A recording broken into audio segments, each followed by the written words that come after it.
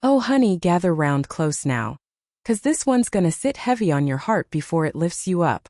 Picture this. A quiet Tuesday evening in a little brick house on Maple Street. The kind of place where the porch light flickers just enough to welcome you home. The smell of pot roast still lingers in the kitchen. Dishes half done in the sink. And there she is, Linda Mae Whitaker, 52 years young. A woman who's spent every day of her life holding it all together. Linda's the type you know without knowing. She's the one who remembers every birthday, packs lunches with little notes tucked inside, works double shifts at the community clinic just to keep the lights on. Her hands are soft from years of kneading dough and wiping tears. Her children's tears, her husband's tears, even the tears of strangers who needed a kind word. But lately those hands tremble when no one's looking. Her chest feels tight, like someone's wrapped a belt around her heart and pulled it snug. She tells herself it's nothing, just stress, just age, just another day of being the glue. That night, the pain hits like a freight train. Sharp hot, spreading down her left arm like fire through dry grass. She gasps, drops the dish towel, clutches the counter. It's probably indigestion, she whispers to the empty room. She doesn't call out. She doesn't want to bother anyone. Her husband, Tom, is in the living room watching his game, feet up, beer in hand. Her daughter Sarah's upstairs on her phone, laughing at something that isn't real life. Her son Jake? Out with friends again, probably won't be home till midnight.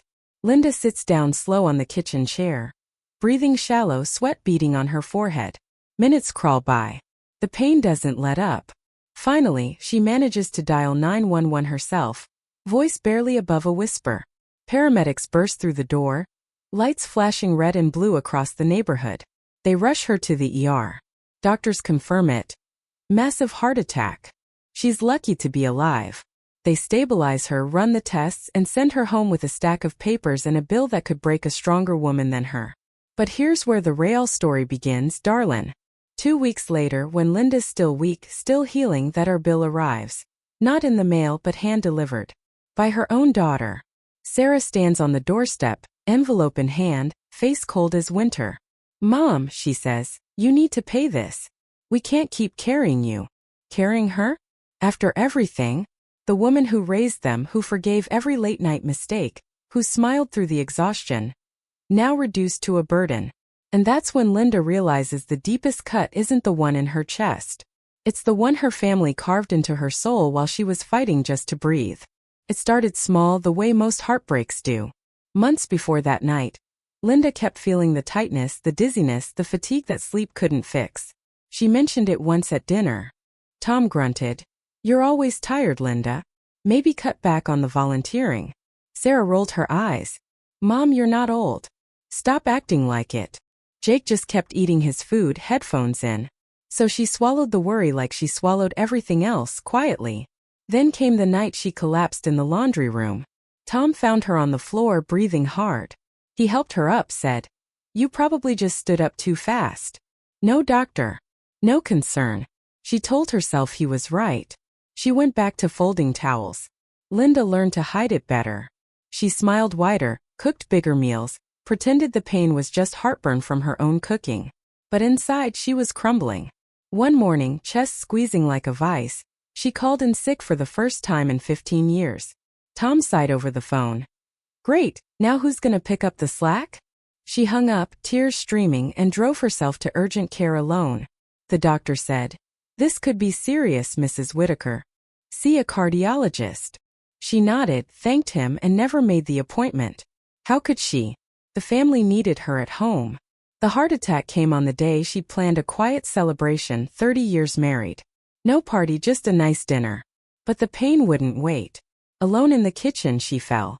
When the ambulance took her, Tom didn't even leave the couch until Sarah texted him. At the hospital, they sat in the waiting room complaining about the cost, the inconvenience. Linda heard every word through the thin curtain. "She should have taken better care of herself," Sarah whispered. "Now we're stuck with this mess." She survived. Barely. Came home to silence. "No flowers." "No, we're so glad you're okay. Just the bill, $47,000. And Sarah's cold delivery. The betrayal burned deeper than the defibrillator paddles. "Now listen here, darlin'. Have you ever felt invisible in your own home? Like you're pouring everything into the people you love, but when you finally need them, they're looking right through you? Ever kept quiet about your own hurt because you didn't want to be that burden? Ever smiled through the ache while everyone else went on living? If that's you, if you've ever carried the weight alone while your family looked the other way, then this story's speaking straight to your soul. Linda did too. For years. And what came next? A twist that made her question everything she thought was love. Oh child, the storm was just beginning. First revelation. Linda didn't just pay the bill. She opened it. Inside, buried in the fine print, was proof Tom had used their joint savings.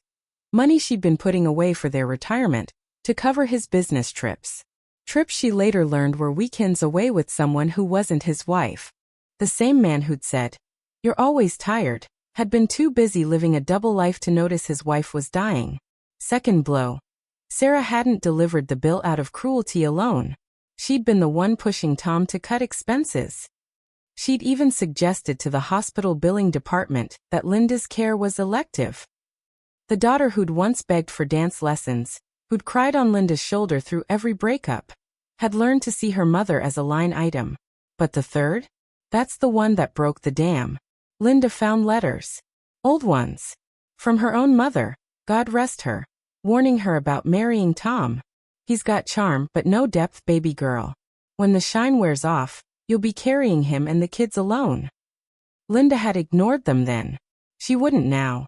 She didn't scream. She didn't cry. She sat in the quiet kitchen, same chair where she'd had the attack, and made a plan. Quiet. Cold. Final. She transferred the remaining savings to a new account in her name only. She met with a lawyer at dawn. And when Tom came home that Friday expecting dinner, he found the locks changed, his things on the porch, and a note. "You ignored my heart when it was breaking. Now live with yours."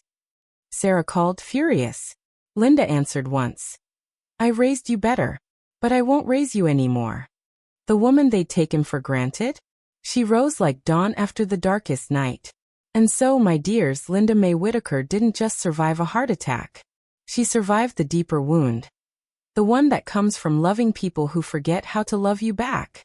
She moved into a small apartment with sunlight and peace. Started walking every morning, breathing deep, no longer carrying anyone's weight but her own. She volunteered again, but this time for women like her. Women who'd been told their pain didn't matter. She laughed more. She cried when she needed to. And slowly, powerfully, she became the woman she'd always been. Just without apology. The lesson? Your heart deserves protection. Even from the people you love most. Don't wait for the bill to arrive on your doorstep to demand what you're owed. Respect, care, and the right to be seen. If this story touched you, if you've ever felt that quiet ache of being overlooked, hit that subscribe button, sugar. Share your own truth in the comments. Share this video with someone who needs to hear. You are not invisible. You are not a burden. You are enough. And remember, darling, sometimes the strongest thing you can do is walk away from the table that no longer serves you. Until next time, take care of that beautiful heart of yours. Auntie Mae loves you.